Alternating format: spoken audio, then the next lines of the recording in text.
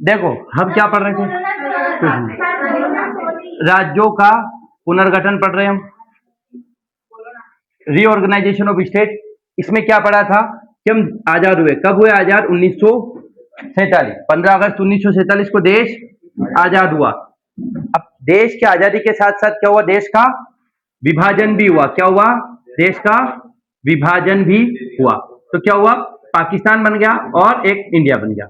अब जब विभाजन हुआ तो देश के सामने समस्या आई, क्या हुई कि देश का एक तो मैप बिगड़ गया, सांस्कृतिक समस्या आई। तब लोगों के पास क्वेश्चन आया कि अब हम क्या करेंगे, राज्यों को कैसे बनाएंगे, राज्यों को बनाए कैसे, या देश को व्यवस्थित कैसे करें। तो दो क्वेश्चन आए कि आप या तो भाषा के आधार पर बनाओ या किस आधार पर? प्रशासन के आधार पर बनाओ। क्या करो, या तो भाषा के आधार पर बनाओ या प्रशासन के आधार पर बनाओ। एक मिनट, हाँ, प्रशासन के आधार पर। ये यहां तक है। शुरुआत में भी देखो, आजादी से पहले भी लोग क्या है, भाषा के आधार पर राज्यों की डिमांड कर रहे थे कि भाषा के आधार पर राज्य बनाओ। तो 1912 में अंग्रेजों ने क्या करा था? 3 राज्य बनाए थे, असम, ओडिशा और बिहार। उसके बाद 1913 में क्या करा था? वो आंध्र महासभा बनाई। क्या बनाई थी? आंध्र महासभा। किसके लिए? तेलुगु लैंग्वेज के लिए। किसके लिए? तेलुगु भाषियों के लिए। ये बना दिया। शुरुआत में कांग्रेस क्या कर रही थी? भाषा के आधार पर राज्यों का समर्थन नहीं कर रही थी। बोले भाषा के आधार पर राज्य कर रही थी। शुरुआत में कांग्रेस इनका समर्थन कर रही थी। कांग्रेस समर्थन कर रही थी, हाँ, भाषा के आधार पर राज्य बनना चाहिए। पर जैसे ही हम आजाद हुए 1947 में, कांग्रेस ने मना कर दिया। क्या? कि भाषा के आधार पर राज्य नहीं बनेंगे। अब राज्य नहीं बनेंगे तो जो लोग ये थे, कौन? ये लोग, इन्होंने विरोध कर दिया। तो देश में क्या होने लगे? विद्रोह होने लगा या विरोध होने लगा। किसका? कांग्रेस का। क्यों? कि भाषा के आधार पर राज्य बनाने का बोला था आपने और बना नहीं रहे हो। तो फिर क्या हुआ? बहुत जगह विद्रोह हुए। कहां पर? मैसूर में, आंध्र प्रदेश में, फलाना दिन का। तो सरकार ने क्या करा? एक समिति बनाई। उस समिति का नाम क्या था? धर आयोग। क्या था? एसके धर आयोग। क्या था? एसके धर आयोग। एसके धर आयोग बनाया। कब बनाया? पहला काम क्या हुआ? एसके धर आयोग। ये नवंबर 1947 में एसके धर आयोग बनाया। इन्होंने अपनी रिपोर्ट कब दी? 19 दिसंबर 1948 को अपनी रिपोर्ट सबमिट की। इन्होंने क्या बोला? कि भाषा के आधार पर राज्य नहीं बनने चाहिए। क्या बोल दिया इन्होंने? भाषा के आधार पर राज्य को अस्वीकार कर दिया। बोले नहीं, भाषा के आधार पर राज्य नहीं बन सकती। फिर सरकार ने क्या हुआ? दिसंबर में सेशन चल रहा था, किसका? आपका कांग्रेस का, जयपुर में, 1948 दिसंबर में। तो सरकार ने नई घोषणा करी कि हम नई समिति बनाएंगे। क्या करेंगे? नई समिति। उसका नाम था जेवीपी, जवाहरलाल नेहरू, वल्लभ भाई पटेल और पट्टाभी सीतारमैया। क्या समिति का नाम था? जेवीपी समिति, जवाहरलाल नेहरू, वल्लभ भाई पटेल और पट्टाभी सीतारमैया। ये कब बनी थी? दिसंबर 1948। दिसंबर 1948। और इन्होंने अपनी 1 अप्रैल 1949, 1 अप्रैल 1949 को क्या करा? इन्होंने रिपोर्ट सबमिट की और क्या बोला? कि भाषा के आधार पर राज्य नहीं बनना चाहिए। इससे एक कक्षा से उनका हो गया दिमाग खराब। नेहरू जी का कैसे हो गया दिमाग खराब? पोट्टी श्रीरामालू, है ना?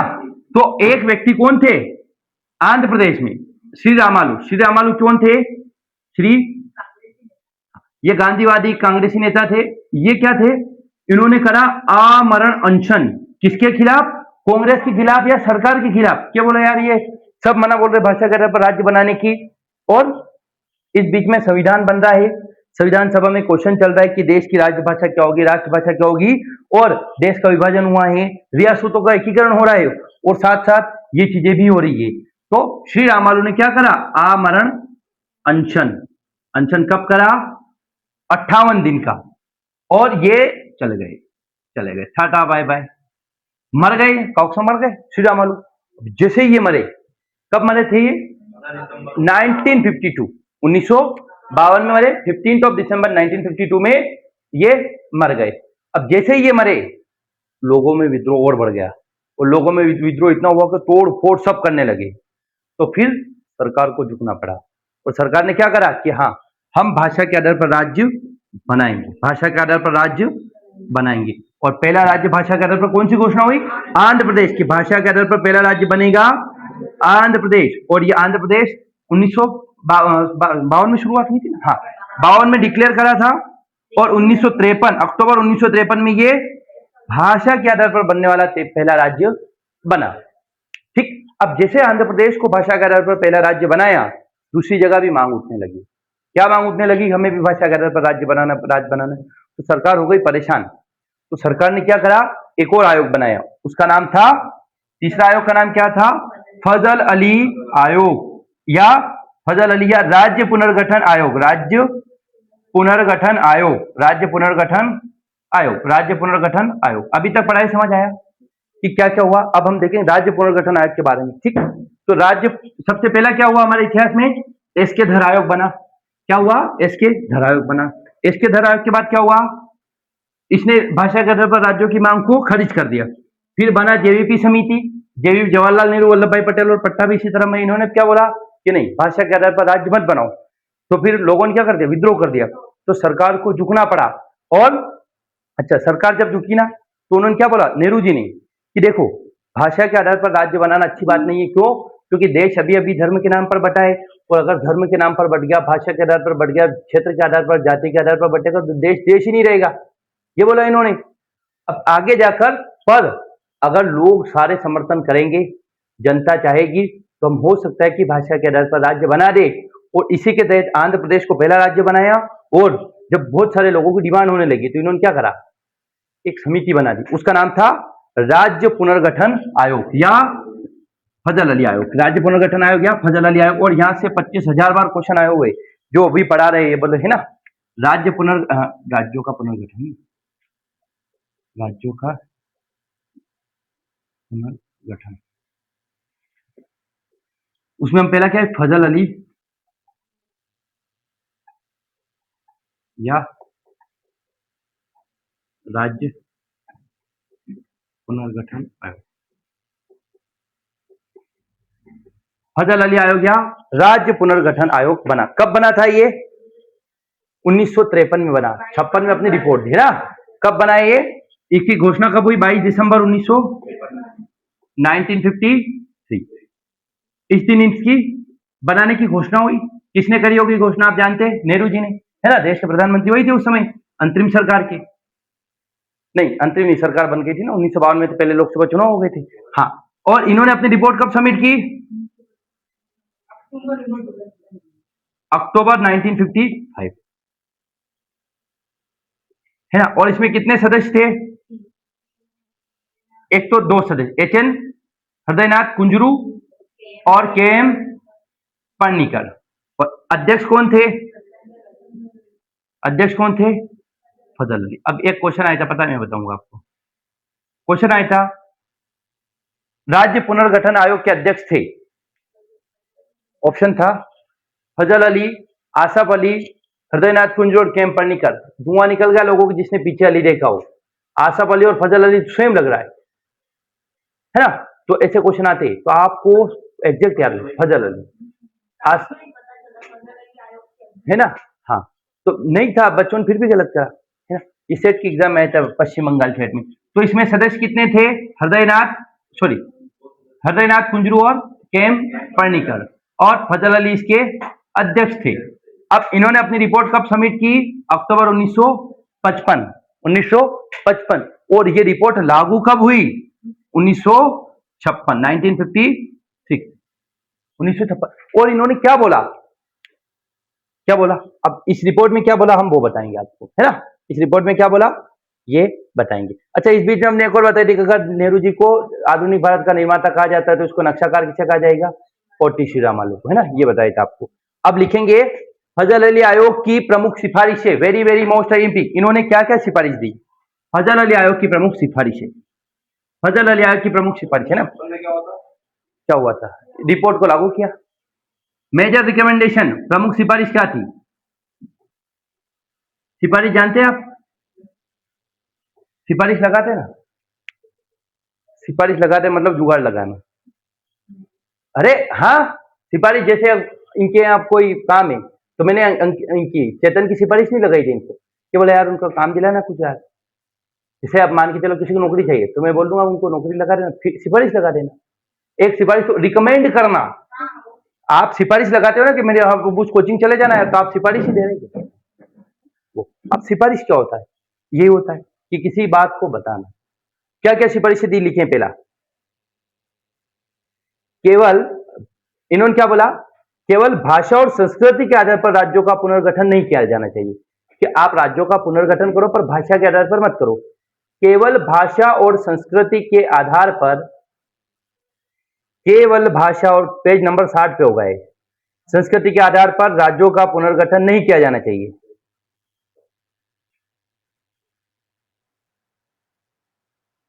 तो मुझे बताओ कि हमने भाषा के आधार पर एक राज्य बना दिया है ना, तो जरूरी तो है नहीं कि एक ही भाषा। मध्य प्रदेश में कौन सी भाषा राजभाषा, हिंदी, लेकिन हमारे यहाँ कौन सी बोलते हैं, निमाड़ में मालवी, निमाड़ी, फलानी टिप्पी, तो फिर इसमें बोला निमाड़ी का राज्य बना दो, फिर मालवी का राज्य बना दो, तो इसका क्या अंत है, इसका कोई अंत है क्या? एक घर में एक लोग कोई अलग अलग रहते हैं, तो आप पूरे राज्य को केवल एक भाषा बोलने का, पाकिस्तान को बनाया था धर्म के नाम पे, और टूट गया, पाकिस्तान चला गया, बांग्लादेश बन गया, अभी फिर बलूचिस्तान की मांग चल रही है। मुसलमान धर्म के आधार पर ही बना, कोई मुस्लिम धर्म के, तो वो टूट गया। वो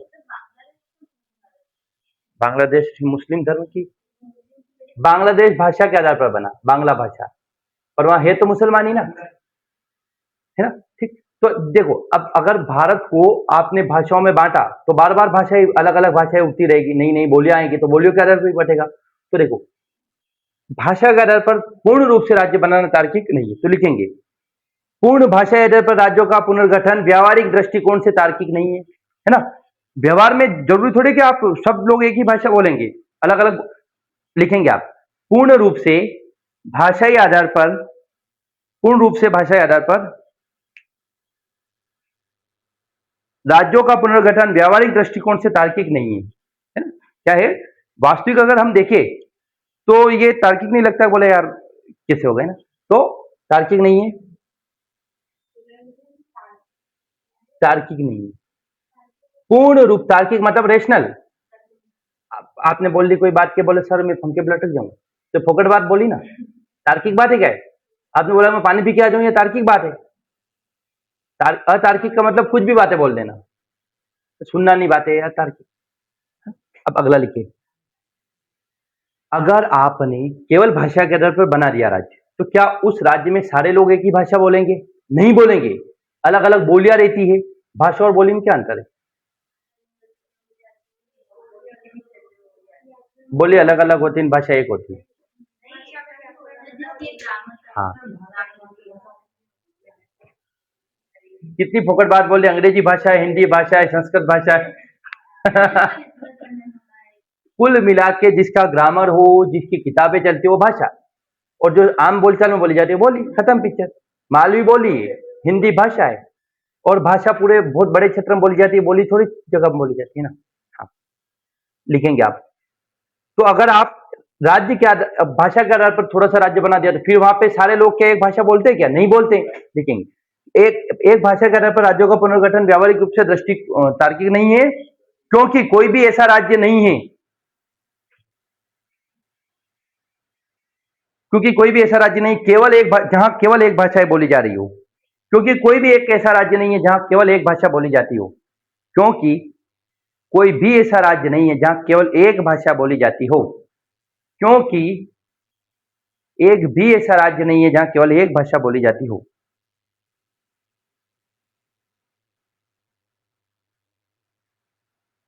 तो दो चीज बताई, इसने क्या सिफारिश दी फजल अली आयोग ने, कि पहली बात तो भाषाई आधार पर राज्य बनाना अच्छी बात नहीं है।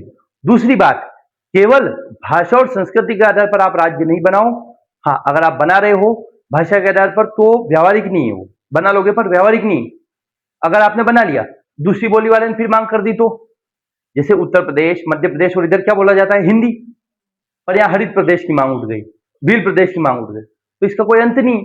अगर देखो, सरकार ने किसकी बात मानी? श्री राम आलू की, उनकी बात मानी, दूसरे लोगों ने विरोध करा, फिर उनको समिति बनानी पड़ी ना। ऐसे अगर देश में टूटता रहेगा फिर देश ही नहीं रहेगा।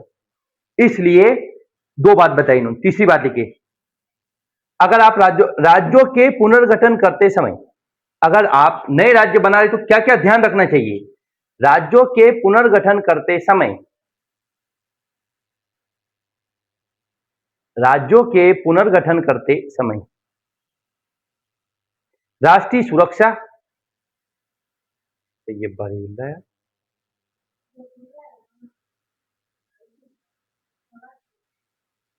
राज्यों के पुनर्गठन करते समय राष्ट्रीय सुरक्षा, वित्तीय और प्रशासनिक कुशलता। ये जानते क्या होता है वित्तीय और प्रशासन? बताएंगे अभी। क्या ध्यान रखना चाहिए? तो राष्ट्रीय सुरक्षा का ध्यान रखें,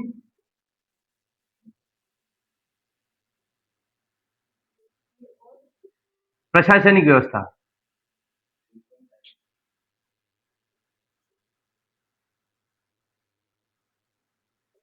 राज्यों का पुनर्गठन करते समय राष्ट्रीय सुरक्षा, वित्तीय और प्रशासनिक कुशलता, वित्तीय और प्रशासनिक व्यवस्था की कुशलता की बात है। वह पंचवर्षीय योजना,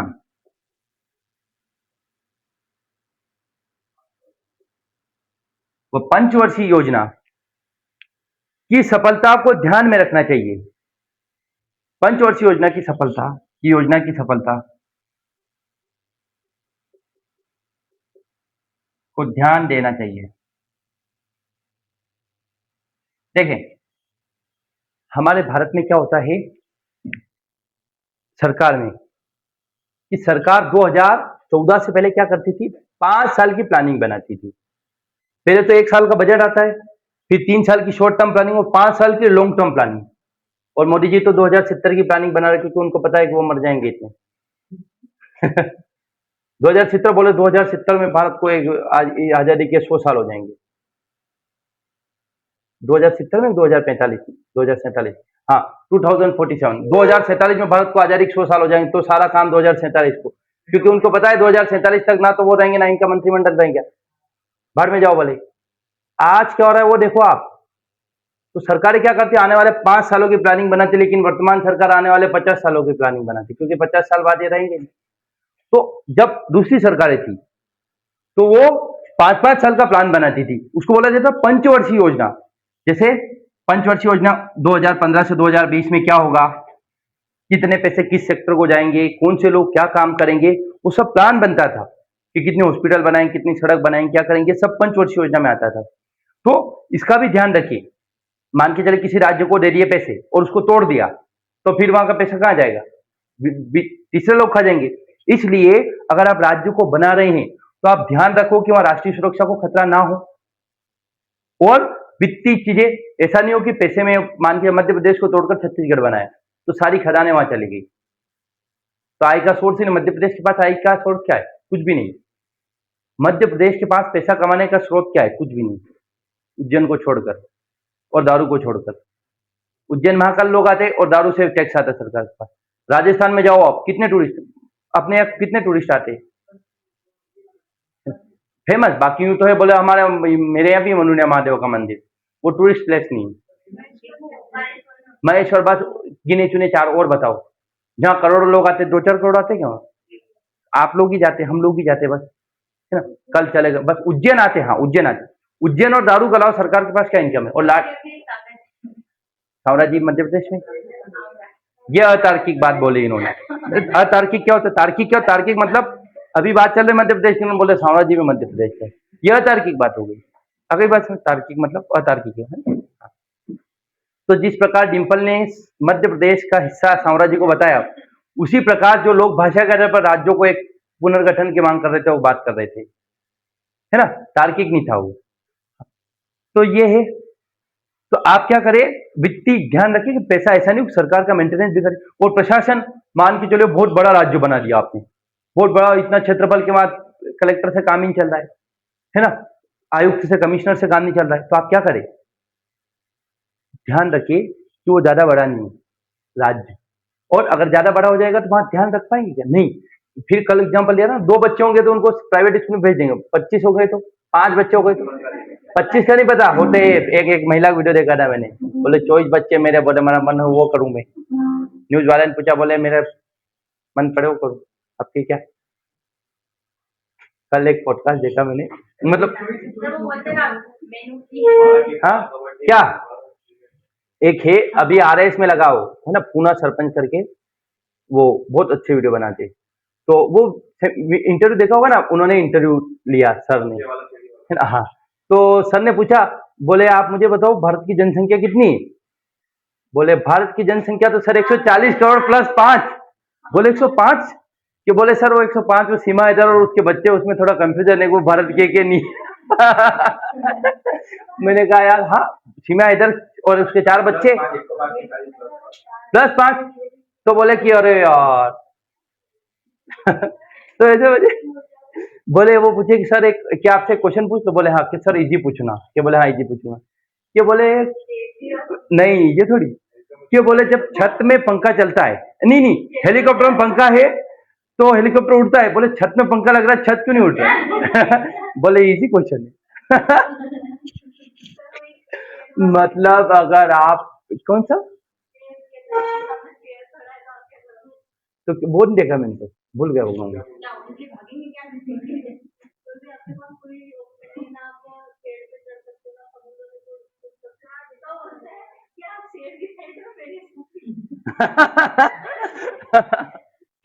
अरे बहुत मजा आ जाए आपको। और देखो, अब उनसे एक बात क्या सीखना है पता है आपको, नौकरी लगी RS, UPSC के बाद सबसे टफ एग्जाम होती है राजस्थान की। कोई सी भी एग्जाम दे आप, राजस्थान की एग्जाम पास करना मतलब भगवान के बाद आप आ रहे हो। छोटी सी भी एग्जाम उसके वो लगे, नौकरी लगे, और वीडियो भी बनाते हैं, पढ़ते भी है, मेंस भी दे रहे, पढ़ाते भी है। इतना टैलेंट आपके अंदर होना चाहिए, वो सब कर रहे। पर वो कब कर रहे पता है, एक समय बाद, पहले कोई नहीं जानता था उनको, पहले 3-4 साल उन्होंने बहुत अच्छी मेहनत कर ली। तो आप भी 1-2 साल मेहनत कर लो, बहुत अच्छी मेहनत कर लो, इतनी मेहनत कर लो कि मजा आ जाए। उसके बाद फिर कुछ भी करो, अपनी हॉबी फॉलो करो। आपकी जो सिंगिंग है, आपके पियानो है, सब आपके कोडिंग कोडिंग है, सब करो। पर शुरुआत में 1-2 साल अच्छी मेहनत कर लो, बाकी हो जाएगा काम आपका, है ना? ठीक, आपके तो ग्रुप बन जाएगा, एक मंडली बन जाएगी। चलो अब अगला लिखेंगे आप। तो हमने क्या बताया कि प्रशासनिक कुशलता और इस पर ध्यान देंगे, और राष्ट्रीय सुरक्षा मान के चलिए पश्चिम बंगाल में हमने क्या कर दिया, अलग बना दिया, और वहां की सरकार भ्रष्ट सरकार है, तो पाकिस्तान से या बांग्लादेश उन्होंने समझौता कर लिया, तो दिक्कत हो जाएगी ना। और क्या करेंगे, पंचवर्षीय योजना नहीं बिगड़नी चाहिए, वहां का डेवलपमेंट होना चाहिए, तो ये भी ध्यान रखिए। और तीसरी बात इन्होंने क्या बोली, लिखेंगे आप, चौथी, है ना। हाँ, इन्होंने बोला कि भाषा के आधार पर राज्य बनाओ, पर एक कंडीशन पर। क्या कंडीशन पता है, कि वहां की जनसंख्या 70% से ज्यादा, 70% से ज्यादा एक भाषा बोलती हो। लिखें, यदि किसी स्थान पर रहने वाली जनसंख्या 70% से ज्यादा एक भाषी है, यदि किसी स्थान पर रहने वाली भाषा 70% से अधिक एक भाषी, यदि किसी स्थान पर रहने वाली जनसंख्या 70% से अधिक एक भाषी है, एक भाषी मतलब एक भाषा, कोई सी भी एक भाषी, हिंदी बोलते, उर्दू बोलते, तेलुगु बोलते, तमिलनाडु बोलते, कर्नाटकी बोलते, कोई सी भी, यदि किसी स्थान पर रहने वाली जनसंख्या 70% से अधिक एक भाषी है, तो उसे एक भाषी राज्य के रूप में पुनर्गठित किया जा सकता है। क्या कर सकते हैं, हाँ, मान के 100 में से 70 लोग अगर एक भाषा बोल रहे, तो देखो 100 में से 100 लोग कभी भी एक भाषा नहीं बोले, 100 में से 70 भी बोलेंगे तो उसको एक भाषी राज्य बना दो, है ना। अगर किसी स्थान पर रहने वाली जनसंख्या 70% से अधिक एक भाषी है, तो वहां पर क्या बना सकते, भाषाई आधार पर राज्य बना सकते। और अगला, हाँ, और अगर किसी जगह 60% एक भाषा बोलते, 40% एक बोलते, तो क्या होगा, तो 60% कैसे होगा, किसी जगह 60% हिंदी बोल रहे, 40% अंग्रेजी बोल रहे, तो क्या उसे भाषा के आधार पर बनाना चाहिए, नहीं बनाना चाहिए। क्यों, उसे प्रशासन के आधार पर बनाओ।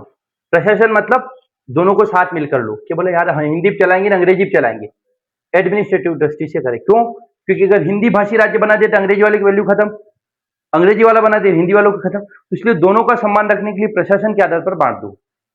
ठीक, अब देखो, बट वल्लभ भाई पटेल ने देश की रियासतों को प्यार से नहीं मनाया, लठ मारा, क्या मारे, मिलाने के लिए, तो ऐसे सरकार थोड़ी सी दबाव डाल के भी उनको मिला सकती है। केवल क्या कर रहे हैं, बार बार राज्यों की मांग, है ना। तो ये लिखना नहीं है। हाँ, और अब क्या बोला इन्होंने, एक बात बोली, ये क्वेश्चन आया हुआ आपका, फजल अली आयोग ने बोला, लिखें आप, भारतीय राज्यों को,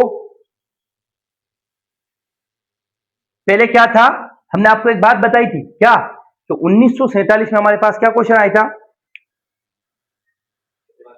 कि भाषा आधार पर बनाओ या प्रशासन के आधार पर। तो सरकार ने क्या बनाया, वर्गों के आधार पर, क्या वर्ग रखे, ए बी सी डी, 4 वर्ग रखे थे ना, ए वर्ग में बड़े राज्य, बी वर्ग में देशी रियासतें, सी वर्ग में भोपाल वगैरह कुछ स्पेशल रियासतें, और डी वर्ग में अंडमान और निकोबार। तो इन्होंने बोला, किसने, फजल अली आयोग ने, कि वर्गों की व्यवस्था समाप्त कर दो। लिखेंगे आप, क्या लिखें आप, भारतीय राज्यों के एबीसीडी राज्यों के वर्गों की व्यवस्था को समाप्त कर, भारतीय राज्यों में एबीसीडी वर्गों की व्यवस्था समाप्त कर, भारतीय राज्यों में एबीसीडी वर्गों की व्यवस्था समाप्त कर, भारतीय राज्यों में एबीसीडी वर्गों की व्यवस्था समाप्त कर, 16 राज्य और 3 केंद्र शासित प्रदेश, 16 राज्य व 3 यूटी, भाई बोल रहा हूं मैं, थोड़ा पेशेंस रखोगे जीवन में समझ आएगा आपके आगे। राज्यों में वर्गों की व्यवस्था समाप्त कर 16 राज्यों 3 केंद्र शासित प्रदेश बनाएं। सरकार को क्या बोला कि 16 राज्यों 3 केंद्र शासित प्रदेश बनाएं। क्या बोला कि एबीसीडी वर्ग खत्म कर दो और 2 प्रकार के राज्य रखो, एक तो राज्य रखो और एक केंद्र शासित प्रदेश रखो। तो और राज्य कितने रखोगे आप, 16, वो कितने राज्य थे वो मैं नहीं पढ़ना, बता देंगे अभी, पर पढ़ना नहीं, और 3 केंद्र शासित प्रदेश। और सरकार ने ये बात नहीं मानी। सिफारिश का मतलब क्या होता है, अंकित ने, मैंने अंकित को बोला, अंकित यार उनको लेते जाना यार, अंकित माने तो माने, नहीं भी माने, रिक्वेस्ट करना ना। तो इन्होंने बोला, पर सरकार ने क्या करा, 14 राज्य और 4 केंद्र शासित प्रदेश बनाए। इन्होंने रिकमेंड कितना किया, 16, 3, गवर्नमेंट ने कितने बनाए, 14 राज्य और 4 केंद्र शासित प्रदेश बनाए। आई बात समझ, 14 राज्य और 6, सॉरी 14 राज्य और 6 केंद्र शासित प्रदेश, सॉरी 14 राज्य बनाए और 6 यूटी बनाई, ठीक है।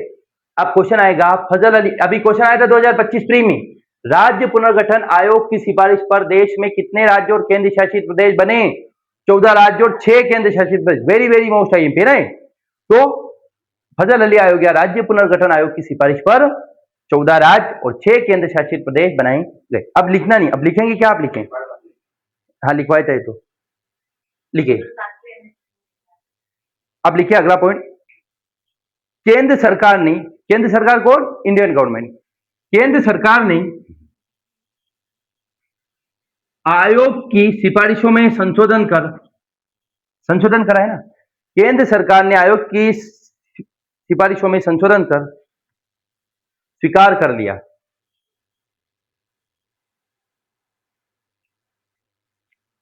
स्वीकार कर लिया, नवंबर 1956 में संसद में पास कर दिया। किसको, राज्य पुनर्गठन आयोग अधिनियम, अधिनियम को क्या बन गया, एक्ट बन गया, बिल क्या बन गया, एक्ट बन गया। केंद्र सरकार ने आयोग की सिफारिशों को संशोधित कर नवंबर 1956 को संसद में राज्य पुनर्गठन अधिनियम लागू कर दिया, राज्य पुनर्गठन अधिनियम लागू कर दिया। देखो 2 चीज होती है, एक तो होता है अधिनियम और एक होता है बिल, एक होता है एक्ट और एक बिल। बिल मतलब कानूनी प्रक्रिया चल रही है, अधिनियम मतलब कानून बन चुका है, ठीक। एक्ट और बिल में ये फर्क बता रखा है मैंने पहले भी, एक्ट मतलब बन के तैयार हो जाना और बिल मतलब बनने की प्रक्रिया में चलना। अब अगला लिखेंगे आप, तो क्या लिखा हमने, केंद्र सरकार ने आयोग की सिफारिशों में संशोधन के साथ स्वीकार किया और नवंबर 1956 में संसद में राज्य पुनर्गठन अधिनियम पारित कर दिया। और एबीसीडी वर्गों को समाप्त कर, किस संशोधन में, 7वें संशोधन 1956 आगे लिखवाएंगे, और एबीसीडी वर्गों को समाप्त कर 14 राज्य और 6 केंद्र शासित प्रदेश बनाए। अब ये क्वेश्चन आए थे ना एमपीपीएससी प्री 2025 में, किस राज्य पुनर्गठन आयोग अधिनियम की सिफारिश पर या राज्य पुनर्गठन अधिनियम की सिफारिश पर कितने राज्य और केंद्र शासित प्रदेश बने, 14 राज्य और 6 केंद्र शासित प्रदेश। लेकिन इन्होंने करा था कितना रिकमेंड, 16 और 3, ठीक। लिखें आप, राज्यों में एबीसीडी को समाप्त कर भारत को राज्य और केंद्र शासित प्रदेश में बांटा। भारत में केवल दो प्रकार के राज्य रहेंगे। कौन से? एक तो राज्य रहेगा और एक रहेगा केंद्र शासित प्रदेश। भारत को राज्य और केंद्र शासित प्रदेश में बांटा,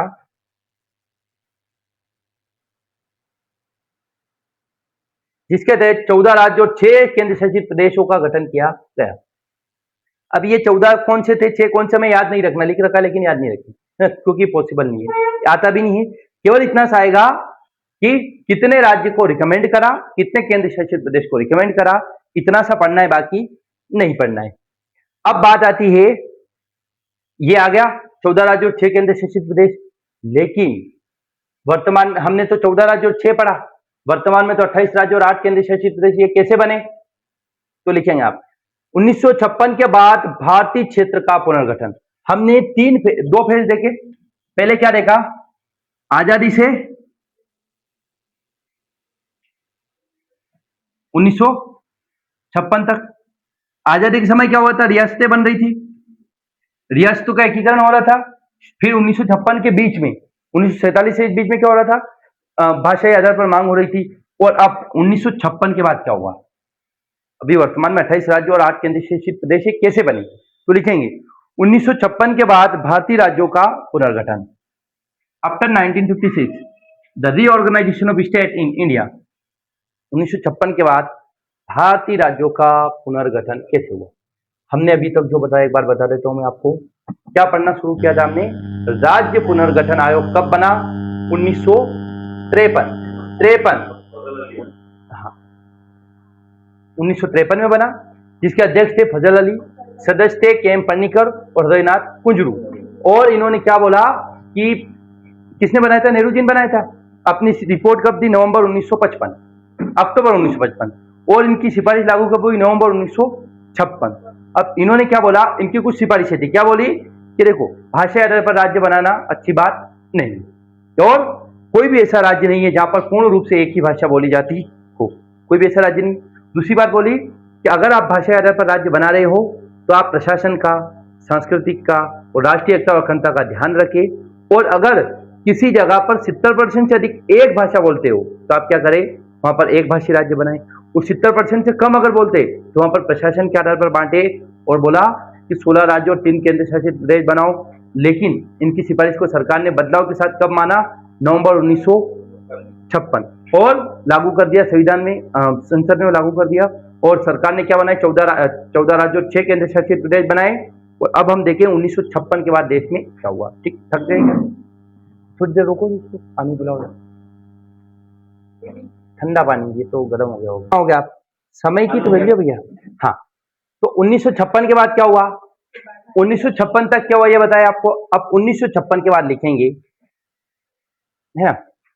अब 1956 तक 14 राज्य और 6 केंद्र शासित प्रदेश बन गए, लेकिन लोग तो लोग हैं, और डिमांड करी कि हमें बनाओ, हमें बनाओ। तो भारत में समय समय पर राज्यों की मांग उठती रही। अब सरकार की भी चुनाव जितना रहता है तो सरकार को भी वहां वोट देने के लिए मानना पड़ता है, तो सरकार ने दबाव में आकर धीरे धीरे धीरे धीरे वर्तमान में क्या स्थिति हो गई? 28 राज्य और 8 केंद्र शासित प्रदेश बन गए। तो लिखेंगे सबसे पहला काम हुआ 1 मई 1960। पहली घटना क्या हुई?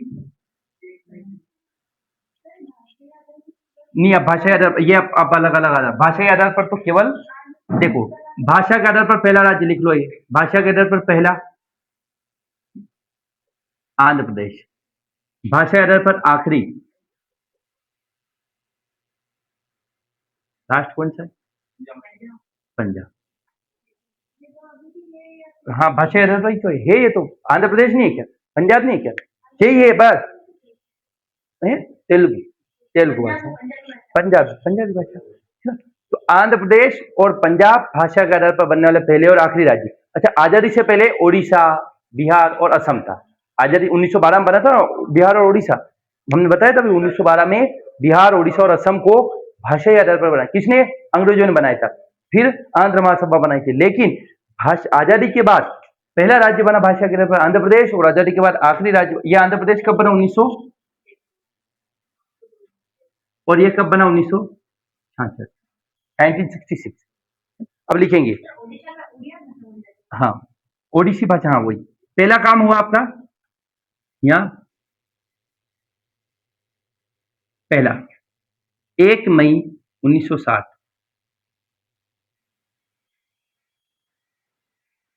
है ना। बॉम्बे प्रांत, बम्बई प्रांत गुजरात और महाराष्ट्र में बट गया। बॉम्बे प्रांत को तोड़ दिया, गुजराती बोलने वालों का गुजरात बना और मराठी बोलने वाले का। तो 1960 में क्या हो गया है, 18 राज्य, सॉरी 14, 6, 16 राज्य और 6 केंद्र शासित प्रदेश बन गए। 16 राज्य और 6 केंद्र शासित प्रदेश।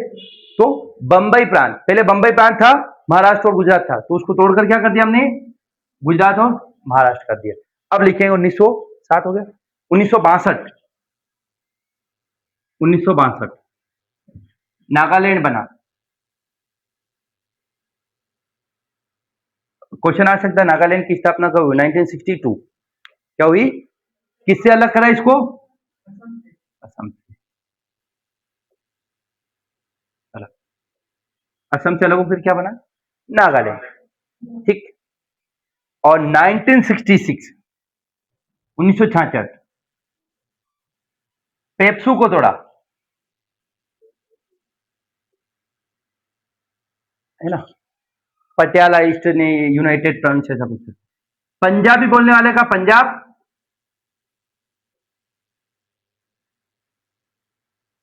हरियाणा बनाया हिंदी बोलने वाले का, और चंडीगढ़ बनाया हिंदी बोलने वाले या प्रशासन की दृष्टि से।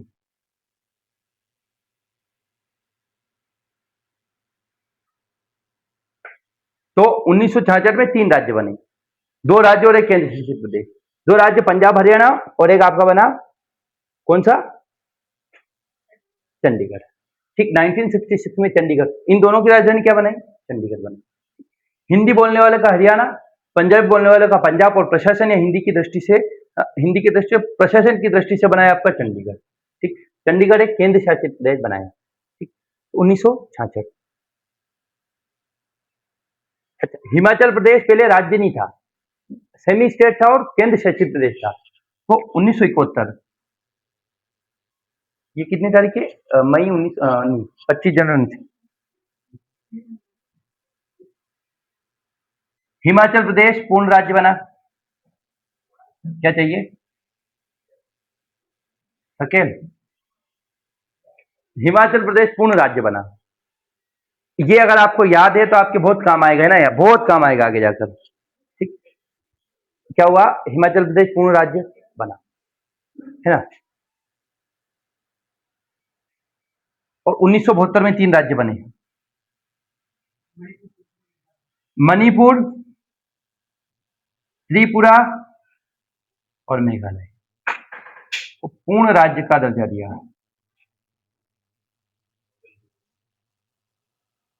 Status of full state, Manipur, Meghalaya और त्रिपुरा को पूर्ण राज्य का दर्जा मिला। तो हम क्या देखे, 1 मई 1960, 1956 तक क्या हुआ, 14 राज्य और 6 केंद्र शासित प्रदेश थे। पुनर्गठन आयोग या फजल अली आयोग की सिफारिश पर। लेकिन 1956 के बाद क्या होता है, 1956 के बाद होता है पहला राज्य बना 1 मई 1960 को बॉम्बे प्रांत को तोड़कर गुजराती बोलने वालों का गुजरात और मराठी बोलने वालों का महाराष्ट्र। फिर आते 1962 में असम को तोड़कर नागालैंड बनाया गया। 1966 में पेप्सू, पंजाब भी बोलने वालों का पंजाब, हरियाणवी बोलने वालों, हिंदी बोलने वालों का हरियाणा, और प्रशासन की दृष्टि से चंडीगढ़ बनाया गया। 25 जनवरी 1971 को हिमाचल प्रदेश पूर्ण राज्य बना। क्वेश्चन आया वो हिमाचल प्रदेश को पूर्ण राज्य का दर्जा कब मिला, 25 जनवरी 1971। और 1972 में मणिपुर, त्रिपुरा और मेघालय को पूर्ण राज्य का दर्जा। अब इन तीनों की राजधानी क्या है, मेघालय की शिलोंग। मेघालय के मासिनराम में दुनिया में सबसे ज्यादा वर्षा होती है, पढ़ा होगा आपने, मासिनराम सर्वाधिक वर्षा वाला स्थान। और मणिपुर की,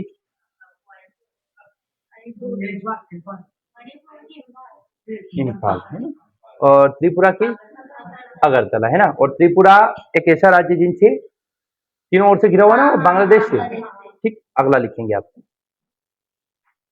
1975 सिक्किम को पूर्ण राज्य का, आपको बताया होगा हमने, आपने सिक्किम पूर्ण राज्य बना, Sikkim become full state of India. किस संशोधन में, 36वें संशोधन। सिक्किम क्वेश्चन आया हुआ है, सिक्किम को राज्य का दर्जा किस संविधान संशोधन के माध्यम से दिया गया? तो 36th अमेंडमेंट 1975। 1975। देखो ये अगर आपको याद होगा, जितना पढ़ा रहे आप मान के चलो मेंस में एक भी क्वेश्चन बाहर नहीं जाएगा ना प्री में। प्री और मेंस के पेपर देखेंगे सब इसमें से और बोलो ये पढ़ रखा है, ये पढ़ रखा है। ये तब होगा जब आपको याद होगा। बस आप याद कर लो कितने पेज, 60 पेज पढ़ा है, 5 पेज भी रोज पढ़ोगे, 12 12 दिन में अब याद हो जाए। फिर 5 पेज ही तो याद करना, 5 पेज कोई बड़ी बात नहीं, 5 पेज तो हम पढ़ लेते हैं दिन में। क्या बातें करते हो, इतना समझाए नहीं। कुत्ते की दुम टेढ़ी टेढ़ी में मम्मी एक बात बोलते हैं कि एक बार टेगड़ा घुंगरी में 12 साल तक कहीं करो, पूछ में घुंगरी में ली, फिर वो घुंगरी निकाली, फिर वहां किक मारती, तो टेढ़ी रहेगी ना, वो टेढ़ी ही रहेगी। मैं आपको देख के ही बोल रहा हूँ क्योंकि आप ही बातें कर रहे थे। चलो बढ़िया। हाँ। और 1987 1987 की नहीं करना चाहिए।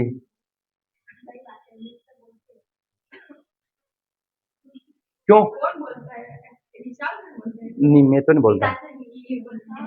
हाँ, मिजोरम, अरुणाचल प्रदेश और गोवा 3 राज्य बने। कब बने? 1987 में मिजोरम, अरुणाचल प्रदेश और गोवा। पुर्तगालियों से अलग 1961 में किया, लेकिन पूर्ण राज्य नहीं बनाया था हमने, स्पेशल स्टेटस दे रखा था। ये बताया था मैंने कि 1987 में इसे पूर्ण दर्जा दिया गया।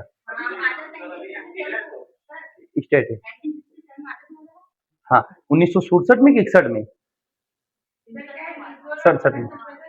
गोवा, गोवा को पूर्ण राज्य का दर्जा मिला, गोवा को पूर्ण राज्य बना।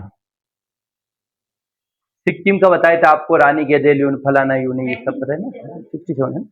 और लिखे 1 9 व 15 नंबर 8, 1 9 व 15 नवंबर 2000, 1 नवंबर, 9 नवंबर और 15 नवंबर 3 राज्य बने। छत्तीसगढ़, एमपी से तोड़कर छत्तीसगढ़, और उत्तराखंड बना यूपी से अलग होकर उत्तराखंड, और एक और कौन सा बना? बिहार से अलग होकर झारखंड।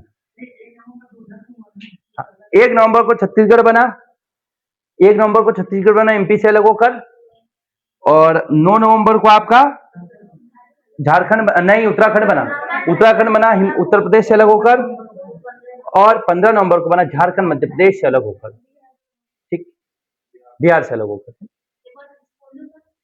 1 नवंबर को मध्य प्रदेश से अलग होकर छत्तीसगढ़ बना, 9 नवंबर को उत्तर प्रदेश से अलग होकर उत्तराखंड बना, और 15 नवंबर को बिहार से अलग होकर झारखंड बना। बिहार की राजधानी क्या है? पटना, झारखंड की रांची, उत्तर प्रदेश की लखनऊ, उत्तराखंड की देहरादून, और मध्य प्रदेश की भोपाल, छत्तीसगढ़ की रायपुर। रायपुर छत्तीसगढ़ हाईकोर्ट कहाँ है? हाँ, बिलासपुर। देख के आया मैं छत्तीसगढ़ हाईकोर्ट, बिलासपुर है ना। और 3 जून 2014 लास्ट राज्य बना है ना, 3 जून 2014 ये क्वेश्चन आया हुआ है। आंध्र प्रदेश से अलग होगा, देखो तेलंगाना बना, ये आंध्र प्रदेश को भाषा के आधार पर बनाया, फिर ये भी टूट गया, तो इसे टूटते रहेंगे। आंध्र प्रदेश से अलग होकर तेलंगाना को बनाया गया। 3 जून 2014 आंध्र प्रदेश से अलग होकर तेलंगाना बनाया गया। और लिखे 2019 जम्मू कश्मीर को तोड़कर 2 यूटी बनी, एक बना लद्दाख और एक बना जम्मू एंड कश्मीर, 2019। और 2020 में दादरा नगर हवेली दमन दीव को मर्ज कर दिया गया। दादरा नगर हवेली दमन और दीव अलग अलग थे, उसको एक कर दिया गया। लिखो तो हाँ, 2 यूटी बदला, जम्मू कश्मीर और लद्दाख। पहले जम्मू कश्मीर और लद्दाख एक ही था, लेकिन 2019 में जब आर्टिकल 370 हटाया गया यहाँ से, तो हमने 2 केंद्र शासित प्रदेश बनाए गए। अच्छा, जम्मू कश्मीर है विधानसभा के साथ, ये याद रखना आपको। Jammu Kashmir state union territory with Vidhan Sabha, legislative assembly. Jammu Kashmir union territory with legislative assembly. 2020 में दादरा नगर हवेली दमन द्वीप को एक कर दिया गया। दादरा नगर हवेली और दमन द्वीप को एक कर दिया गया।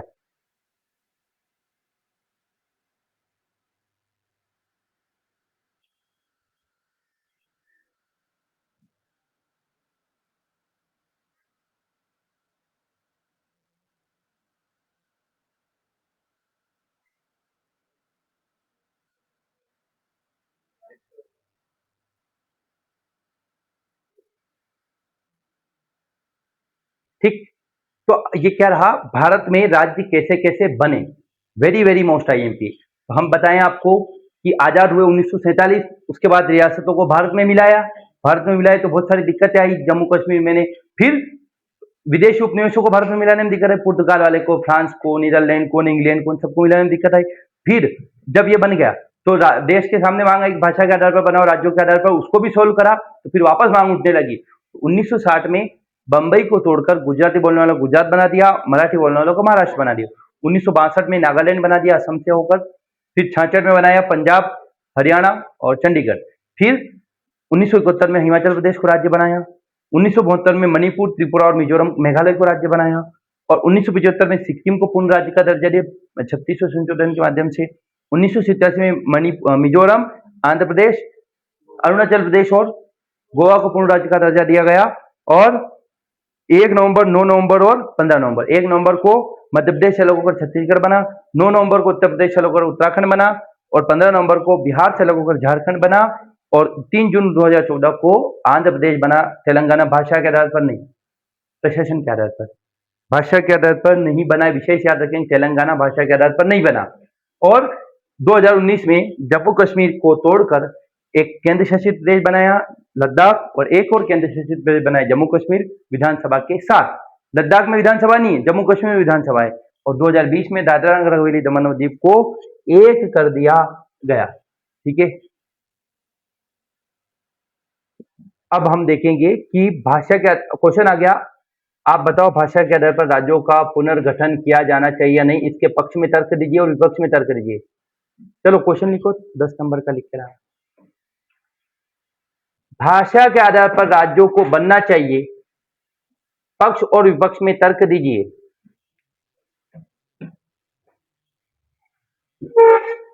भाषा के आधार पर राज्यों को बनना चाहिए, पक्ष और विपक्ष में तर्क दीजिए।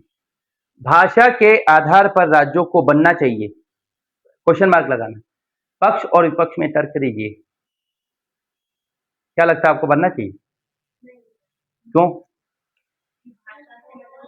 पक्ष में, चलो बनना चाहिए, इसके पक्ष में तर्क क्या दोगे?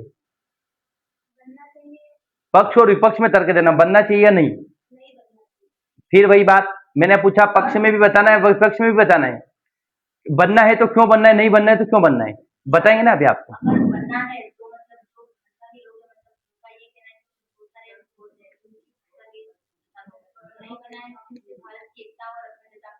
बस 10 नंबर में लिखना है, ये क्वेश्चन 10 नंबर का, लिखो 10 नंबर की। एक और क्वेश्चन लिखा आप,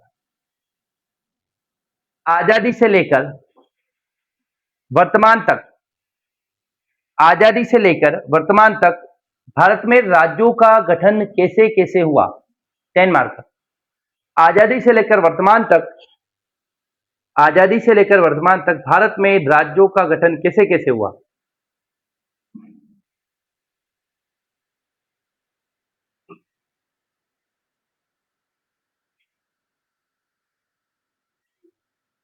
अब एक क्वेश्चन लिखो, 10 नंबर। 7 नंबर में लिखेंगे, फजल अली आयोग या राज्य पुनर्गठन आयोग? फजल अली आयोग या राज्य पुनर्गठन आयोग?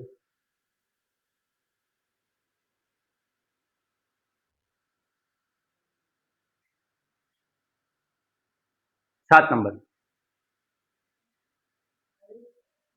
बस 7 नंबर में लिखिए, फजल अली आयोग या राज्य पुनर्गठन आयोग, एक ही क्वेश्चन है ना।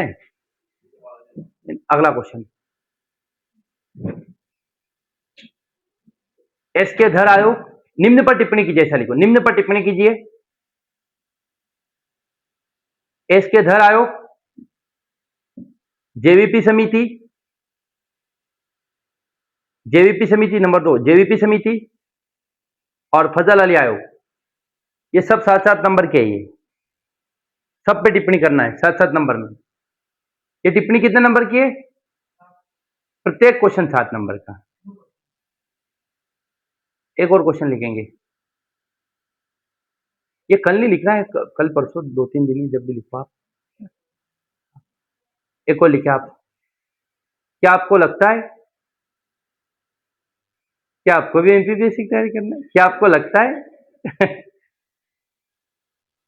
कि राज्यों के पुनर्गठन से, क्या आपको लगता है राज्यों के पुनर्गठन से देश की एकता व अखंडता पर आंच आ सकती है? क्या आपको लगता है राज्यों के पुनर्गठन से देश की एकता व अखंडता पर आंच आ सकती है? और अगर हां तो कैसे?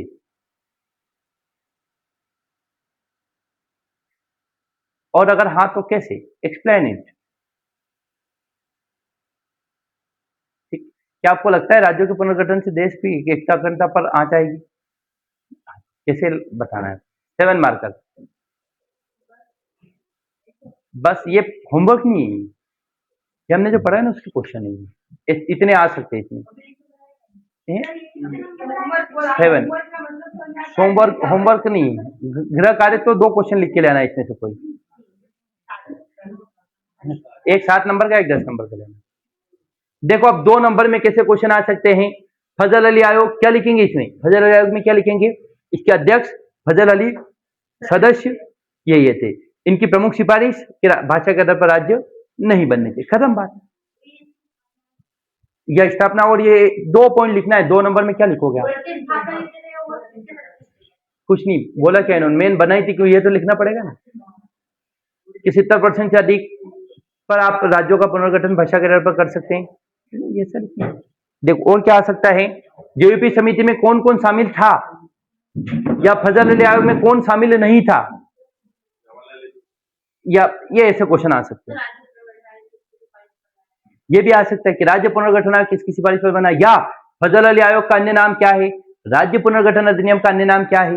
ऐसे क्वेश्चन आ सकते हैं। ठीक, अब हम देखेंगे कि भाषा के आधार पर राज्यों का पुनर्गठन हुआ, उसके पक्ष में तर्क देखेंगे और विपक्ष में तर्क देखेंगे। ठीक, तो हमने आपको बताया था, क्या बताया था कि अगर एक बार राज्य बन गए, किसी की उंगली पकड़ लो तो पोंछा पकड़ लेता हो, तो सरकार ने एक बार बात मान ली तो लोगों ने क्या करा, दिमाग खराब कर दिया लोगों ने, बार बार डिमांड करी। तो वर्तमान में भारत में कितने राज्य और यूटी हैं?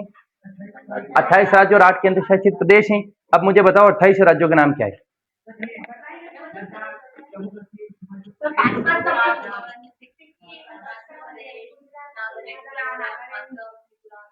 मत बताओ। वर्तमान में कितने राज्य? 28 और 8 केंद्र शासित प्रदेश है। पर और बहुत जगह भी मांग उठ रही राज्यों की, बहुत जगह उठ रही है। महाराष्ट्र में विदर्भ की उठ रही है, उत्तर प्रदेश में हरित प्रदेश की उठ रही है, मध्य प्रदेश हरित प्रदेश, मध्य प्रदेश में भील प्रदेश की उठ रही है, मध्य प्रदेश और राजस्थान में भील प्रदेश की उठ रही है, जहां पर ट्राइबल है ना, मतलब। और उड़ीसा में उठ रही है महाकौशल की, बिहार में उठ रही है, मतलब बहुत जगह उठ रही मांगे। तो क्या सरकार ने मान लिया? लक्ष्य तक है, सरकार माने तो नहीं ना, बना दिया, अब नहीं बनाएगी। ठीक है, तो अब क्या देखेंगे कि 28 राज्यों और 8 केंद्र शासित प्रदेश है, लेकिन वर्तमान में बहुत राज्यों की मांग उठ रही है? उनकी बात रखेंगे वो अपनी। भील प्रदेश अगर बन जाएगा तो जो भील जनजाति है वो अपनी बात रख पाएंगे, अपने योजना का अच्छा क्रियान्वयन कर पाएंगे। नहीं है ना, कहाँ है? योजनाएं चल रही, लेकिन वो एक अलग से राज्य बन जाएगा, वो अपनी बात रख पाएंगे, अपने लोगों का भला कर पाएंगे। ऐसा मांग कर रहे, मांग जरूरी थोड़ी हर मांग करे पूरी हो, थोड़ी सी हो क्या?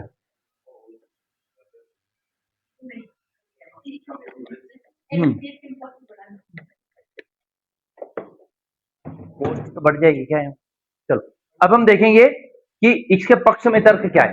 तो लिखिए, राज्यों के पुनर्गठन, भाषा आधार पर राज्यों के पुनर्गठन के पक्ष में तर्क कि क्या बनना चाहिए कि नहीं बनना। भाषा आधार पर राज्यों के पुनर्गठन के पक्ष में तर्क क्या है कि हाँ बनना चाहिए। क्यों बनना चाहिए राज्यों का भाषा के आधार पर? तो लिखो, भाषा आधार पर राज्यों के पुनर्गठन के पक्ष में तर्क। भाषाई आधार पर राज्यों के पुनर्गठन के पक्ष में तर्क।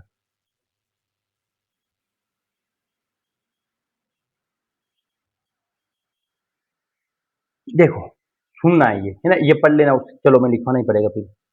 बहुत सारे लोग क्या मानते हैं कि अगर भाषा के आधार पर हम राज्य को मान लेंगे या बना देंगे तो वहां के लोगों की वैल्यू हो जाएगी।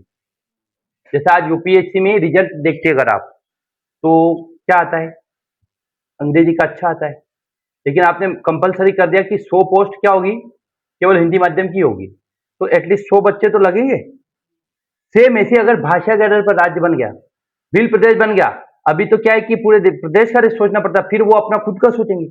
ऐसे अगर राज्यों में भाषा के आधार पर बन गया, तो उस भाषा के, अच्छा भाषा के आधार पर राज्य बनने से क्या फायदा हो जाता है, उस भाषा में परीक्षाएं होने लगती है, सरकारी कामकाज उस भाषा में होने लगते हैं, कोर्ट के फैसले उस भाषा में आने लगते हैं, शिक्षा मिलने लगती है उस भाषा में, किताबें मिलने लगती है, तो लोगों को आसानी हो जाती है।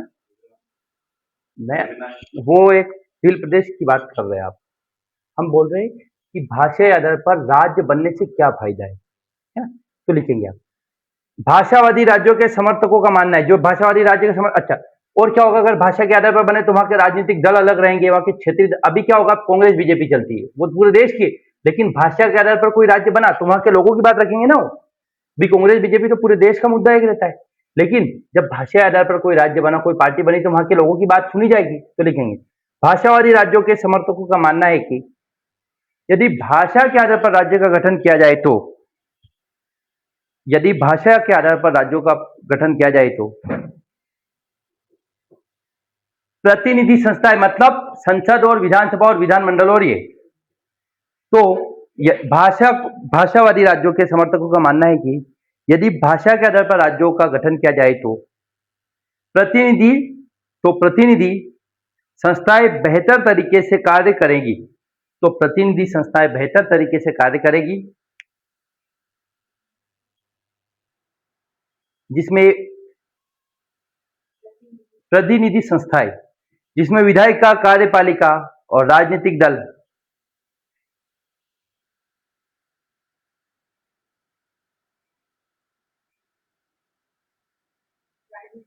दल शामिल है।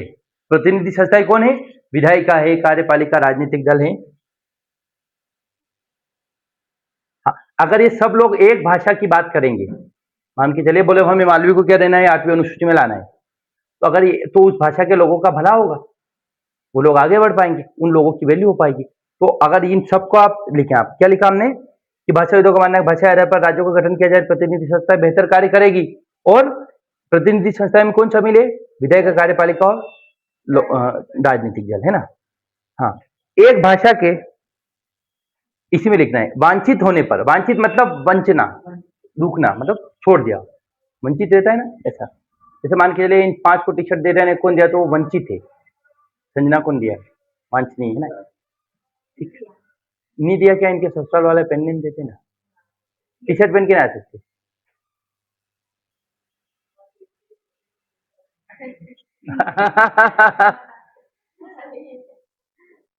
देखो कितना दूरदृष्टि इनकी। पर सब टी शर्ट पहन के आते हैं, अच्छे लगते हैं, आ जाता है कोई लोग उठ के बिना नहाए।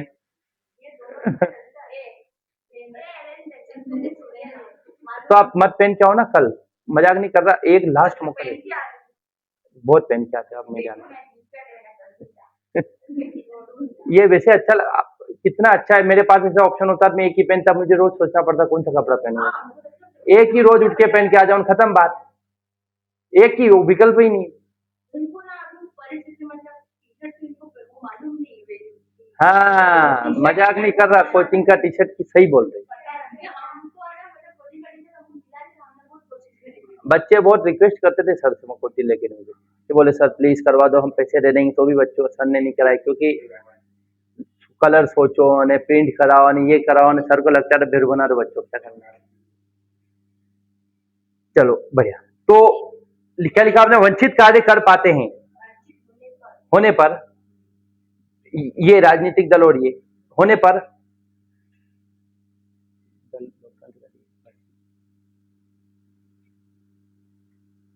वंचित होने पर, क्या लिखा आपने? वांछित होने पर, अरे यार ये समझ नहीं, वांछित,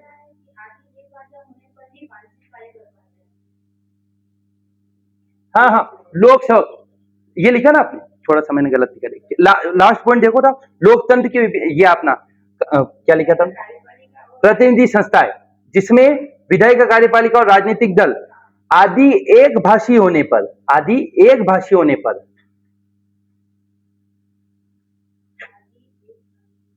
एक भाषी होने, ये सभी एक भाषी होंगे ना, एक भाषी होने पर ही वांछित कार्य कर पाते हैं। वांछित मतलब जो बचा हुआ कार्य ना, जो एक भाषा के लोगों का, जो उनकी वांछित कार्य कर पाते हैं। इस प्रकार राज्य का भाषा और या लोकतंत्र के सफल संचालन में सहयोगी बनेगा। इस प्रकार राज्य का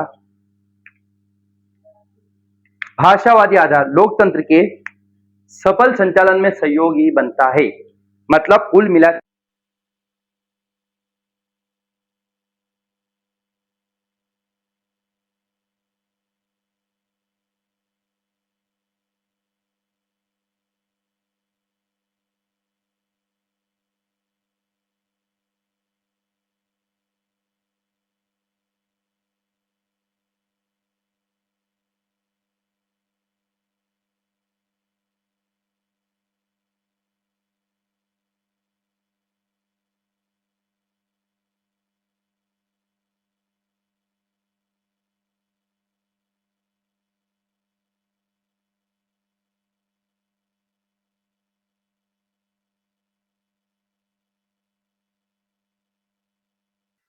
हाँ, तो क्या बताए, पहला पॉइंट कि भाषा आधार पर अगर ये सारे काम करेंगे तो लोकतंत्र का संचालन हो पाएगा। और अगला पॉइंट लिखे, राज्य की भाषा एक होने पर, राज्य की भाषा एक होने पर प्रशासन सशक्त और कार्यकुशल बनेगा। हम हिंदी पढ़ा रहे थे, आप सबको मजा आ रहा है ना, समझ आ रहा है, मैं अंग्रेजी बोलता तो मजा आता क्या? नहीं आता। मैं उर्दू बोल देता तो भी दिक्कत आती। तो एक भाषा अगर पूरे राज्य की होगी तो प्रशासन और सब अच्छे से कर पाएंगे। तो राज्य की भाषा एक होने पर प्रशासन सशक्त और कार्यकुशल बनता है। सशक्त का मतलब मजबूत, और कार्यकुशल मतलब अच्छा काम कर पाएगा। मैं कोई चीज समझा रहा हूं, आपके समझ नहीं आ रहा, फिर आप बोलो क्या पढ़ाते हैं यार, ये 2 घंटे निकालो, खत्म करो, बोर हो जाओगे। तो कार्यकुशलता नहीं आएगी ना उसमें। कार्यकुशलता मतलब मजा आना या काम अच्छा हो जाना, एफिशिएंसी आना। हाँ, तो राज्य की एक भाषा होने पर प्रशासन सशक्त और कार्यकुशल बनता है। अच्छा, बहुत सारी भाषाएं होगी, कोई उर्दू बोल रहा है, कोई अंग्रेजी, आप में से सब हिंदी बोलते हैं, हम हमारी कॉमन भाषा क्या हिंदी, पर कोई मालवी बोल रहा है, कोई अंग्रेजी बोल रहा है, तो कम्युनिकेशन अच्छा नहीं बैठेगा। कम्युनिकेशन अच्छा नहीं बैठेगा तो विचारों में लेक आएगा। विचारों में लेक आएगा तो आपको जो दिक्कत आएगी वो मैं समझ नहीं पाऊंगा, आप मेरी दिक्कत नहीं समझ पाओगे, तो फिर क्या होगा, क्लेश करेगा और चीजें ठीक से नहीं चल पाएंगी। चीजें ठीक से कैसे चलती है, जब अच्छा कम्युनिकेशन हो। हर जगह यही होता है। तो अच्छा कम्युनिकेशन जब होता है ना, जब भाषा अच्छी होती है या आपकी बात हो जाती, समझ आ जाती, तो यही बात है। तो अगर एक भाषा होगी तो क्या होगा, चीजें बेहतर चलेगी, प्रशासन और सब काम करेगा। अभी सुप्रीम कोर्ट के फैसले अंग्रेजी में आते हैं। कितने लोगों ने सुप्रीम कोर्ट के पूरा कोर्ट का फैसला पढ़ा? नहीं पढ़ते लोग, अंग्रेजी में बोलते, माई लॉर्ड ने फलाना लॉर्ड ने। लेकिन मध्य प्रदेश हाई कोर्ट में हिंदी में बोलते वो, तो हिंदी के लोग सुन पाते। तो एक भाषा होने का ये फायदा है, लिखेंगे आप। तो राज्य की एक भाषा होने पर प्रशासन सशक्त और कार्यकुशल बनता है, और अनेक भाषा होने पर व्यवस्था, देखो ये लिखो मत, बहुत सारी भाषा होगी ना तो लोगों में नकलीपन आ जाएगा, वो हाँ हाँ करेंगे। जैसे कभी कभी हमारे कोई चीज समझ नहीं आती फिर भी हाँ करते, बोला हाँ समझ आ गया, बोले ऐसा ना सर बाटो कहीं पे। ये क्या है पता है आपको, आजकल जो बाबा लोग चल रहे हैं, बाबा चल रहे हैं बहुत सारे, अब वो बाबा किस सिद्धांत पर काम करते हैं, आप मान के चलिए, आप वहां उसके बाबा जी के पास गए, यहाँ बाबा जी बैठे और आपको यहाँ बिठा लिया, बोले अला पर्चा बनाऊं, पर्चा बनाया, बोले पहले गर्लफ्रेंड थी क्या थी, तो जोर से बोला, बोले नहीं थी, बोले नहीं थी, आपको डराएंगे इतने 1,000 पब्लिक में, तो बेचारा वो डर के मारे हाँ बोल देगा। आप तो उसमें मानसिक दबाव बना, वो कितने रोष में बोलते, कितने जोर से बोलते, प्यार से क्यों नहीं बोलते। मैं बोलूंगा अंकित बताओ यार, आपकी समझ आई कि ना है, मैं बोलूंगा अंकित बताओ क्या है, इसमें कितना फर्क है।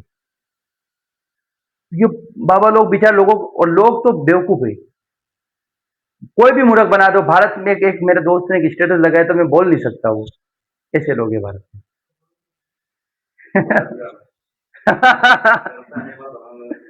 है ना? तो अब ऐसे मूर्खानंद जी बहुत सारे हैं और उनको बनाने वाले हैं। आजकल क्या है, हर जगह वो पीठ लग गए पुराना। अरे पुराने जमाने में आगे क्या होगा बताओ ना, पुराना तो मुझे पता है, मेरे इतिहास की मैं एक एक घटना बता दूं, मैं समय बता दूं कि मेरे इस समय पे ये हुआ, मैं टाइम बता दूं मेरे इस समय पे ये हुआ, टाइम, तारीख तो छोड़ो आप, मुझे मेरी पूरी जीवन की घटना पता है। बोले पहले ही हो, पहले नहीं, आगे क्या होगा बताओ ना। और अगर आगे इतना ही जानते हो आप तो आप क्यों कर रहे हो ये? खुद के बारे में जान लो, देख लो। बेवकूफ बनाया लोगों को। और लोग भारत में आसान क्या है, लोगों को मूर्ख बनाना, उनको सपना बेचना। बोले अरे पुराना जमाने में बोले 500 रुपए दीपक लगाओ, दीपक लगाने से कैसे सही हो जाते हैं लोग?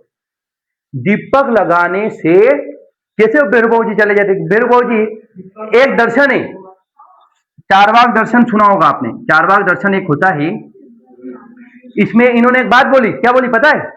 कि अगर आप क्या करो, अगर आप श्राद्ध में, श्राद्ध के महीने चलते हैं ना, उसमें घी और वो खीर और ये चढ़ाने से आपके पूर्वज के पास चला जाता है। तो फिर आप काम करने जाते हो, दिन में टिफिन लेके क्यों जाते हो? को वो कोई खिला दो, आपके पत्नी खिला देगी? घर पे बोल दो कागलक डाल दें, टिफिन लेके वहां तो खुद खाने जा रहे हो, टिफिन लेके ने ऊपर आप कागलक खिलाते, किस बात है? कैसी चल रही है? कैसे जाएगा? ये सब बेवकूफ बनाने वाली बात है, लोगों को मूर्ख बनाना। मैं अभी बोल दो ना कि पढ़ना पड़ता है तो जोर आए, मैं बोल लू कि बोले भगवान की अगरबत्ती लगाओ, रोज 4 बजे उठ जाओ, नौकरी लग जाएगी। ओहो बढ़िया काम है। आसान क्या है? अगरबत्ती लगाना, बिल पत्र लगाना। मुश्किल है पढ़ाई करना। तो ये सारे बेवकूफ बनाने वाली बातें। और सबसे बड़ी बात, लोग बेवकूफ बनते। भारत की जनसंख्या कितनी आपको आप जानते हैं? 140 करोड़ प्लस 5, है ना? इतनी जनसंख्या है। तो अब इस जनसंख्या में कम से कम 50 करोड़ लोग मूर्खानंद होंगे। 50 करोड़ में से आपने 5,000 को बेरू बनाना जान गए, आपका धंधा चल जाएगा, आप अपना जीवन निकाल लोगे। बहुत सारे ये बाबा जी बनते ना, पढ़ के आते हैं, पढ़ाई लिखाई कर ली, तैयारी वैयारी कर ली, बाबा जी मैं ही बन जाऊं। बोलो मैं मजाक नहीं कर रहा, मैं बन जाऊं, क्या करूं पता है? बोले संजना मेहनत बहुत करते हो आप, ससुराल वाले के लिए जितना कर रहे हो ना उतना वो आपको रिस्पेक्ट नहीं देते। संजना वो गुरु जी बोला संजना आप अपने पति से बहुत उम्मीदें रखते हो, वो आपकी उम्मीदें पूरी नहीं कर पाते। अरे रखते हैं सब, हर पत्नी अपने पति से उम्मीद रखती है, हम जितना करते हैं हमें उम्मीद देती हम बहुत ज्यादा कर रहे। बोले आपने जितनी मेहनत करते हो उतना आपको फल नहीं मिलता है। 5-4 चीजें एलसीएम निकाल लो और वही बोलो। आप इन लोगों के बातें, बाबा लोग जो है ना उनकी बातें देखना, पैटर्न फिक्स है उनका कि वो सेम सेम बातें बोलेंगे और स्टेज पे बुलाएंगे ना आपको पास में बिठाएंगे और आपको ऐसा जोर से बोलेंगे, बोले बोलिए। मैंने देखा एक वीडियो, बोले बोले दारू पिए तू? बोले हाँ। कभी छोड़ेगा? अरे यार ये भगवान के वहां क्या कर रहे? कभी छोड़ेगा मतलब? बोले परेशान हो? बोले परेशान हो तभी तो आए गुरु जी के पास। तो गुरु जी तो बनाते मूर्ख और लोग बनते मूर्ख। हु अब गुरु जी बहुत सारे चल रहे हैं आजकल, महिलाएं गुरु जी फैन महिलाएं ज्यादा रहती है। उसका एक कारण क्या है? महिलाएं परेशान है घर से, क्योंकि बेचारी एक तो उनकी आजादी खत्म हो गई, घर में रहती है, तो भगवान के बहाने कोई घर वाले मना कर नहीं पाएंगे, तो उनको एक तो समाज मिलता है, वहां जाके नाचना मिल जाता है। गुरु जी को गाने चल रहे हो मीठी रस से भरभरी, वो नाच रहे हैं। दूसरी बात वहां बातें चुगली करने का समय मिल जाता है। तीसरी बात उनका पति दारू पीता, गुरु जी बोल दो गुरु जी घणु दारू पे, बोले वो शाम को 4 बजे दीपक लगाना संध्या समय, और भैरू बाबू जी को पूर्वी दिशा में लगाना। बोले ओहो गुरु जी ने बोल दिया, दीपक लगा दिया। दारू छुड़वाने के लिए बोले मेरे पति दारू कब छोड़ेंगे? भले गुरु जी रोज रात को शाम को जाने के बाद पीते, वो बात अलग है। लिटिल लिटिल है ना, वो अंकित जान गए वो तो यार अब पढ़े लिखे लोग। और एक और बात, गांव में डाकण भूत क्यों लगते, बाजार में क्यों नहीं लगते? आजकल मैंने सुना कि बाजार में डाकने लगती नहीं। अमीर लोगों को डाकण भूत नहीं लगते, गांव में क्यों लग जाते? क्यों लगते ये? क्योंकि ये सब बेवकूफ है, गांव के लोग फूकते। कुछ देवता आ जाते, मैं नहीं समझ पाया आज तक। ऐसी एनर्जी रहती है वो, ऐसा कुछ नहीं है कि आप जैसा सोचते हो ना वो मन बन जाओगे आप। जैसे आपका एक इसका सीधा सा एग्जांपल क्या है, डीजे चल रहा है, तेज तरह डीजे, बहुत भयंकर बेस, नाच रहे लोग, आपका भी मन करने लगे नाचने का, एनर्जी मिल जाती है। तो वहां जाओगे तो आपका भी वैसा मन करे मैं भी बुट लाऊं, डाकन लाऊं। तो लोगों में ना तार्किकता नहीं है। आपके मौलिक कर्तव्यों में लिख रखा है डेवलपमेंट ऑपरेशनल थिंकिंग, क्या है? वैज्ञानिक साइंटिफिक टेम्पर रखना, वैज्ञानिक दृष्टिकोण रखना। लेकिन कितना वैज्ञानिक दृष्टिकोण रखते हैं हम, आप जानते हैं? विज्ञान को तो हम ताक में रखते हैं, है ना। और अच्छा, ये बातें अगर लोगों को पता चल जाए, लोग बटे लेके आ जाए मेरे पीछे, लठ लेके आ जाए, बेवकूफ नहीं, अरे मैं भेज दे, बोले आप ये घना बनी है, डालूंगा मैं वीडियो, डालूंगा जो वो कर लेंगे। काट के डालूंगा इस वीडियो को, सबको भेजूंगा। मेरे 2-4 दोस्त ऐसे जो सुनते हैं, वो बहुत मानते बाबा जी को। बेवकूफ लोग कहीं के। चलो, तो भाषा के आधार पर हमने क्या देखा? पहला क्या देखा कि राज्यों के समर्थकों ने बोला हाँ हो जाना चाहिए, पर अगर एक भाषा आधार पर होगा तो प्रशासन अच्छे से कर पाएगा। दूसरा पॉइंट क्या देखा? प्रशासन कार्यकुशल हो पाएगा, और अनेक भाषा होने से लोगों में कम्युनिकेशन नहीं जम पाएगा। और अगला लिखिए आप। हाँ, अच्छा, लोगों में कम्युनिकेशन अगर नहीं जमेगा, सरकार जब चुनाव होते तो लोग आपसे बात करने आते, क्या आते? नेता नेता मालवी क्यों बोलते? 1000 रुपए का नोट क्यों देके जाते नेता लोग?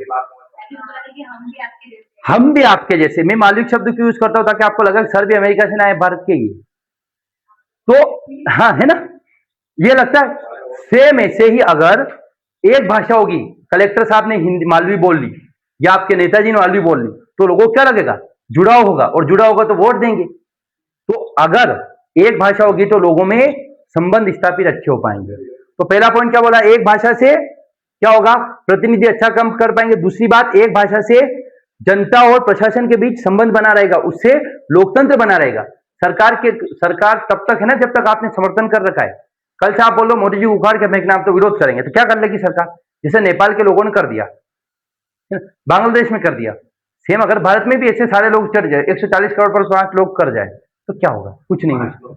हाँ? हाँ?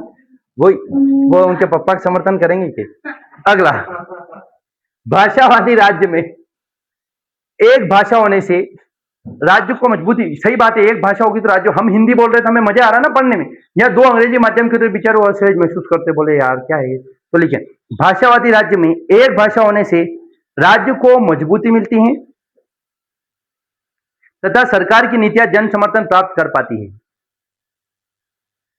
भाषावादी राज्य में एक भाषा होने से राज्य को मजबूती मिलती है। भाषावादी राज्य में एक भाषा होने से राज्य को मजबूती मिलती है, और सरकार की नीतियां जन समर्थन प्राप्त कर सकती है। सरकार ने कोई नीति बनाई, पॉलिसी बनाई, लाडली बहना योजना, ऐसी नीति लेकर आए के जीत गए। हाँ, वो प्रधानमंत्री आवास योजना।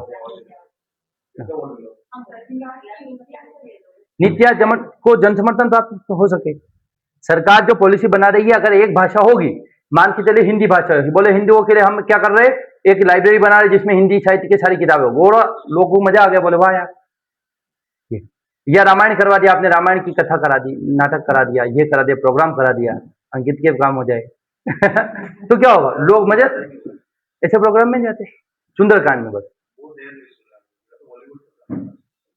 अगला लिखें आप।